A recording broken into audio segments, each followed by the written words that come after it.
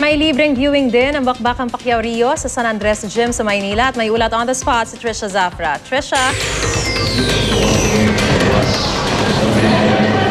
Maris, unti-unti nang napupuno ng mga kababayan nating nag-aabang sa Labang Pacquiao at Rios itong San Andres Gym sa Maynila. Ngayong umaga nga, Maris, tinatayang aabot sa mahigit 5,000 mga kababayan natin na magtutungo rito sa San Andres Gym para panoorin ang laban ng ating pambansang kamao. At dahil dyan, para masigurong magiging masaya yung panonood nila ng laban ay mahigpit yung seguridad na ipinatutupad dito. May mga pulis, Maris, sa loob at labas itong gym at ini-inspection din yung gamit na dala ng mga kababayan nating pumapasok. At kahit maraming tao at marami nga sa ating mga kababayan ngayon ay nakasalampak na lamang dito sa sahig ng gym dahil yung mga upuan dito halos lahat ay okupado na. Komportable pa rin naman dahil air-conditioned itong lugar. Samantala, Maris, dito naman piling manood ni Senator Jinggoy Estrada.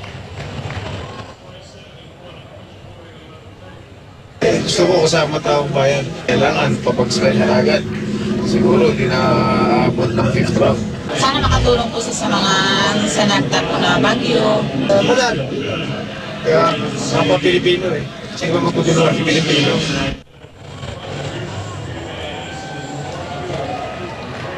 Samantala, Maris, yan nga yung dalangin ng ating mga kababayan na nag-aabang sa laban ni pambansang kamao dito sa San Andres Gym sa Maynila na sana sa pagkakataong ito ay makabawi raw si Pacman dahil ang kanyang pagwawagi ngayong araw ay parang pagbangon na rin daw ng ating bayan sa mga pinagdaraanan nito ngayon. Maris.